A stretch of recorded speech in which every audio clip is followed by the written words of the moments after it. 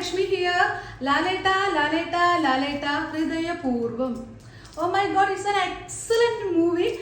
Must watchable movie എന്ന് തന്നെ പറയണം ഇതിനെ. കാരണം ഒരുപാട് നാളുകൾക്ക് ശേഷം മലയാളികൾക്ക് ഇത്രയും സന്തോഷിച്ച് നമുക്ക് തിയേറ്ററിൽ നിന്ന് ഇറങ്ങി വരാൻ പറ്റിയ ഒരു മൂവിയാണ് ഹൃദയപൂർവ്വം എന്ന് പറയുന്നത്. ഒരുപാട് നാളായി നമ്മൾ ഇത്തരത്തിലുള്ള ഒരു നല്ല ഒരു കോമഡി മൂവി കണ്ട് നമ്മൾ സന്തോഷിച്ചിട്ടല്ലേ.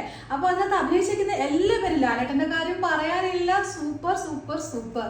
പിന്നെ സിദ്ദിഖ് എന്ന് പറഞ്ഞാൽ നമുക്ക് എന്താ പറയുക, ഉരുളയ്ക്ക് ഉപ്പേരിയാണ്. ഓരോ സീനിലും അദ്ദേഹം ഇടുന്ന ആ ഒരു കോമഡി നമുക്ക് കേട്ട് ഓർത്ത് ചിരിക്കാൻ പറ്റും. ഒരുപാട് നാളുകളായി നമ്മൾ ഹൃദയത്തിൽ സൂക്ഷിക്കാൻ ഒരു കോമഡി വെച്ചിട്ട് അല്ലെ, ഒരു ഫിലിം കണ്ട് ഇറങ്ങിയതിനു ശേഷം നമ്മുടെ ഹൃദയത്തിൽ സൂക്ഷിക്കാൻ ഒരു കോമഡി ഇല്ല. പക്ഷേ ഈ ഫിലിം നിങ്ങൾ കണ്ടിറങ്ങിയാൽ തീർച്ചയായിട്ടും അതിലെ കോമഡി സീനുകൾ നമ്മൾ ഓർത്ത് ചിരിക്കും. പിന്നെ ലാലേട്ടൻ്റെ കൂടെ അഭിനയിച്ച സന്ദീപ് എന്ന് പറഞ്ഞൊരു പയ്യൻ, ലാലേട്ടൻ്റെ പേര് ഇതിൽ സന്ദീപ് എന്നാണ് കേട്ടോ.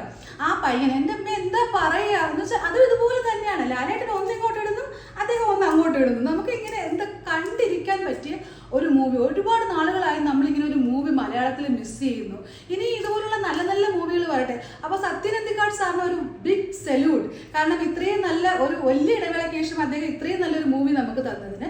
പിന്നെ മാളവിക എന്ന് പറഞ്ഞാൽ actress, she is very talented. അതുപോലെ അവർ അതിനകത്ത് ഉപയോഗിച്ചിരിക്കുന്ന കോസ്റ്റ്യൂംസ്, അവരുടെ അക്സസറീസ് എല്ലാം വളരെ നോട്ടീസ് ചെയ്യുന്ന നമ്മൾ അത്രയ്ക്ക് നല്ലൊരു ഒരു പ്രത്യേക ഒരു ആക്ടിങ് ശൈലിയാണ് പുള്ളിയുടെ എന്ന് പറയുന്നത്.